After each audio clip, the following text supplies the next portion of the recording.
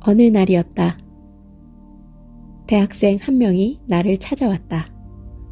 미국에서 유학 생활을 하며 마지막 학기를 남겨두고 있다는 그 학생은 총명해 보이는 얼굴에 선한 눈매가 인상적이었다.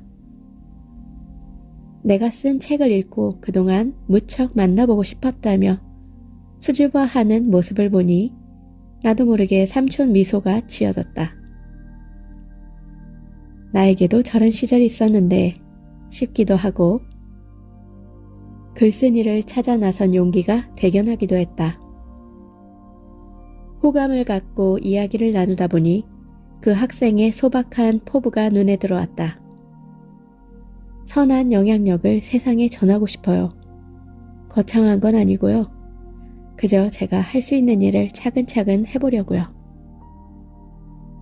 많지 않은 나이인데 어떻게 그런 마음을 갖게 되었는지 살며시 물으니 이런 대답이 돌아왔다. 같은 기숙사에서 지내던 친구와 가족에 관한 이야기를 하다 우연히 그 친구의 아버지에 대해서 들었는데 세계적으로 유명한 디자인 회사에서 부사장 직책을 맡고 계시다는 사실을 알았습니다. 그런 분이 하시는 말씀을 가까이 들을 기회가 있다면 얼마나 좋을까 하고요. 그런 분의 이야기를 듣고 싶은 사람이 나 혼자만은 아닐 거라는 생각을 하게 되었습니다. 그는 그렇게 옆방 문을 두드려 내켜하지 않은 친구를 설득하고 친구의 아버지와 직접 이야기를 나눌 기회까지 얻어내 강연을 한 차례 해줄 것을 부탁하고 결국 그의 제안을 수락했습니다. 그의 열정이 장소를 빌리고 포스터를 제작하고 학생들이 자주 찾는 소셜미디어에 글과 사진을 올리며 강연의 소식을 알리기까지 얼마 지나지 않아 하나 둘 문의가 들어오기 시작했고 마침내 강연회가 열리는 날 뛸 듯이 기쁜 마음에 어쩔 줄 몰라 했습니다. 큰 강의실이 꽉 차 있는 모습을 보니 가슴이 터질 것 같았어요. 한번 마음 먹기가 힘들지 뭔가를 실행에 옮겨 결과를 만들어내는 건 그 과정만으로 벅찬 기쁨이 생기더라고요. 그때였던 것 같아요. 앞으로 할 일을 깨닫게 된 게. 그렇게 말하며 그 학생은 두 눈을 반짝였습니다. 나도 저절로 기분이 좋아졌습니다. 문득 그 학생이 생각나서 인스타그램에 들어가 그 학생 계정에 들어가 보니 소복하게 채워진 사진과 기록 속에 그동안 해낸 일의 흔적이 하나하나 새겨져 있었습니다. 어린 나이인데도 정말 대단하구나. 얼굴만 봐도 감탄이 나올 만한 유명인들이 그 학생과 나란히 서 있는 장면도 많았습니다. 물론 이런 학생이 나를 찾아왔다는 건 정말 영광이었습니다. 나도 모르게 그런 생각이 들어 흐뭇한 미소가 떠올랐습니다. 어서 오세요. 참으로 반갑고 환영합니다. 오늘 제가 야심차게 준비한 책은요. 느림보 부자 아빠의 모든 삶은 실수로 시작된다 입니다. 글 신태순, 김현정, 나비스쿨 출판사입니다. 제가 이 책을 읽으면서 굉장한 명언들이 생각이 났어요. 그래서 조금씩 찾아보고 여러분들께 먼저 책 읽기 전에 공유하고자 합니다. 인생은 자전거를 타는 것과 같다. 균형을 잡으려면 움직여야 한다. 아인슈타인. 시도했다가 실패하는 것은 죄가 아니다. 유일한 죄악은 아무것도 시도하지 않는 것이다. 인생에서 가장 큰 공백은 아는 것과 행동하는 것 사이에 있다. 자기 자신을 믿어봐. 온 세상이 너를 중심으로 움직이게 되거든. 지금이야말로 일할 때, 싸울 때, 나를 더 훌륭한 사람으로 만들 때이다. 모든 삶은 실수로 시작된다. 이 책을 읽으면 시작이 조금 더 쉬워집니다. 여기 신태순 작가님은 굉장한 느린 삶을 누리고 있는 40대 초반의 컨텐츠 마케팅 전문가세요. 그런 그가 일찌감치 마음먹고 집에 머물며 아내와 함께 두 아들을 키우고 있는데 다 그 이유가 있습니다. 꼭 필요한 회의는 일주일에 한 번, 나머지는 이메일과 전화로 업무를 처리한답니다. 버터플라이 인베스트먼트를 이끌어서 무자본 창업 정신을 전파했고 지금은 자동화 마케팅 시스템을 갖춘 순간랩의 주축 멤버로 활약합니다. 자, 좀 전에 얘기한 신 대표님이 일찌감치 집에 머물며 아이들과 길게 시간을 보내기로 결심한 이유가 있습니다. 누구나 부러워할 만한 돈과 지위를 가진 사람들은 공교롭게도 열의 8은 가정 상황이 좋지 않았습니다.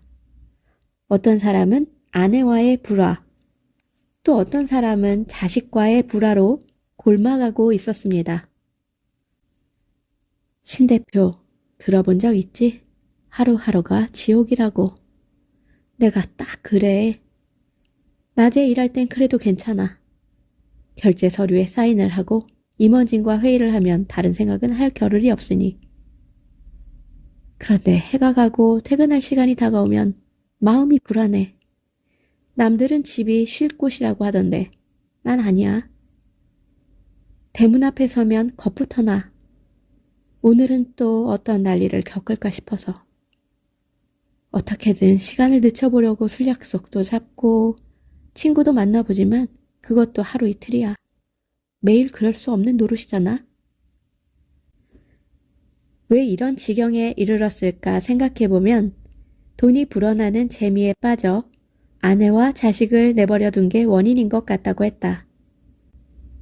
그땐 말이지 식구들한테 돈만 건네면 모든 게 해결되는 줄 알았어.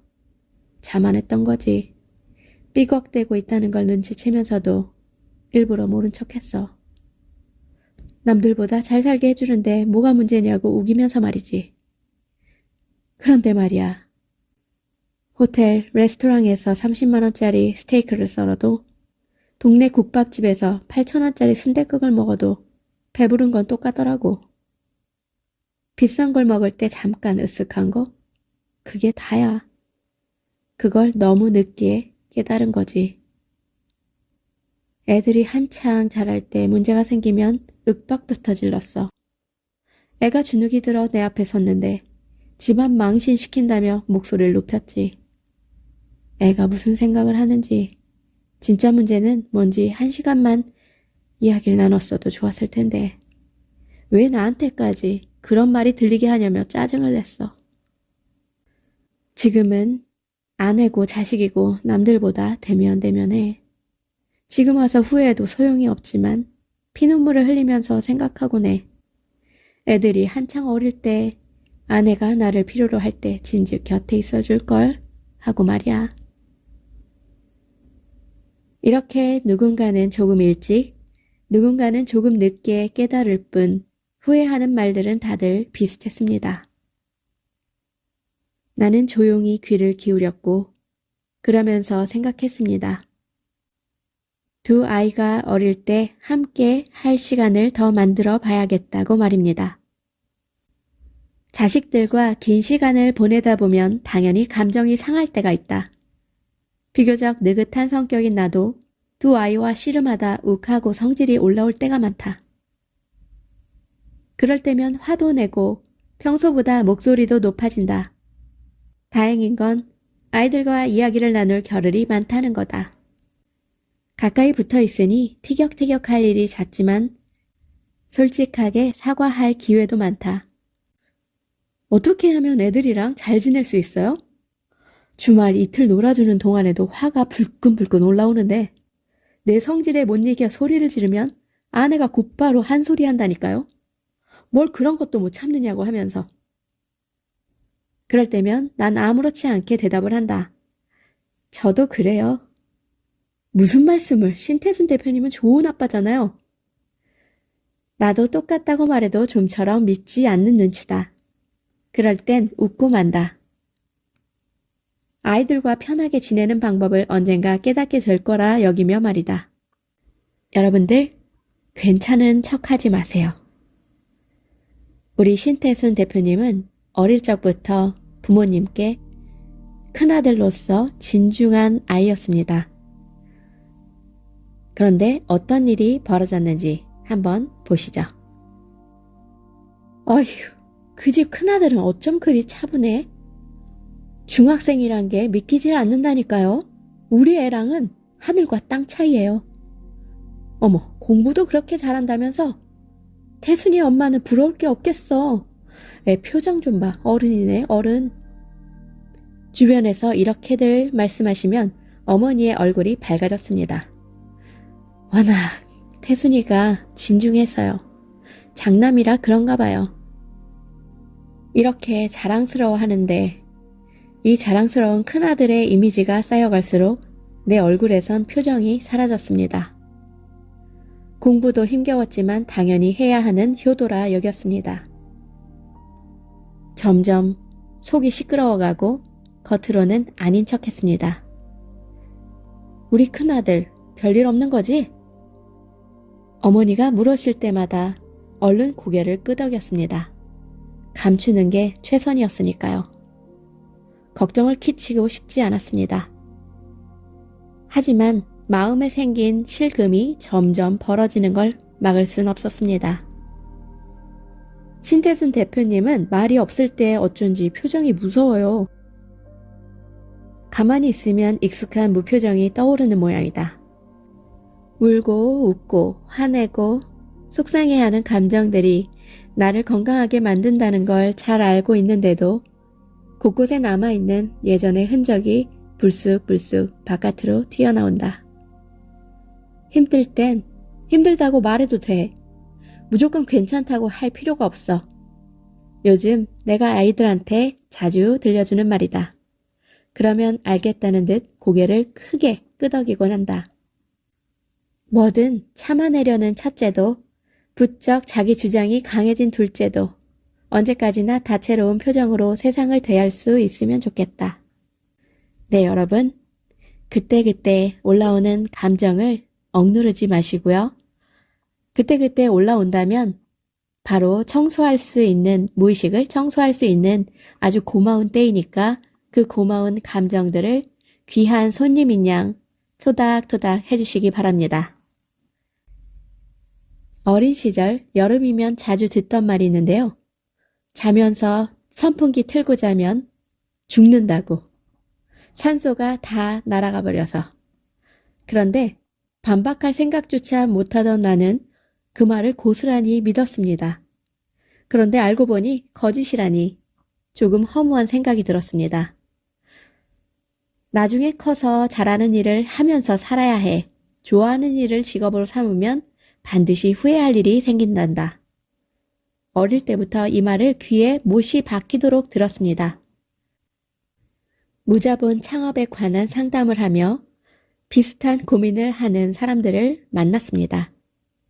그들은 어릴 때부터 좋아하는 일로는 돈을 벌지 말라는 이야기를 들었고 잘하는 일도 딱히 없는데 도대체 무슨 일을 하면서 살아야 할지를 잘 모르는 그런 분들이었습니다. 좋아하는 일을 직업으로 삼으면 결국 후회하게 되고 하다가 그만두면 죽도 밥도 되지 않으니 지겹더라도 잘하는 일을 하면서 살라는 거였습니다. 과연 그게 맞을까요? 한 번은 순간랩에서 세미나를 했던 적이 있습니다. 그런데 유독 집중을 하지 못하는 한 학생이 보였습니다. 슬쩍 다가가 보았더니 고개를 푹 숙인 채 뭔가를 끄적이고 있었는데 그림을 그리는 거였습니다. 혹시 좋아하는 일은 직업으로 삼으면 안 된다는 말이 생각나서 그래요? 당황하는 표정의 그 학생에게 이렇게 말했다. 저도 어릴 때 그런 말 많이 들었어요. 그런데 좋아하는 것과 잘하는 것에 사실 경계가 애매하거든요. 잘하니까 좋아하는 경우도 있고 좋아하니까 잘하게 되는 일도 많아요. 잠시 그 학생에게 공책을 펴봐 달라고 부탁했습니다. 그림 속에서 애정이 느껴졌습니다. 편하게 끄적거린 덕분인지 정감이 가고 친근한 느낌까지 들었습니다. 결국 좋아하는 일로 돈 한번 벌어보라는 내 조언에 힘을 얻어 그 학생은 세미나실 문을 나섰고 한 달 뒤에 반가운 소식이 들려왔습니다. 바로 카카오 이모티콘 스튜디오에 그 학생이 올린 그림이 좋은 반응을 얻어서였습니다. 좋아하는 일과 잘하는 일은 그렇게 구별이 애매합니다. 일도 마찬가지고요. 달려들어서 맛을 보지 않으면 알 수가 없습니다. 그 일을 좋아하는지 싫어하는지 잘하는지 못하는지 말입니다. 그 일로 돈을 벌 수 있는지 여부도 짐작만으론 가늠이 힘듭니다.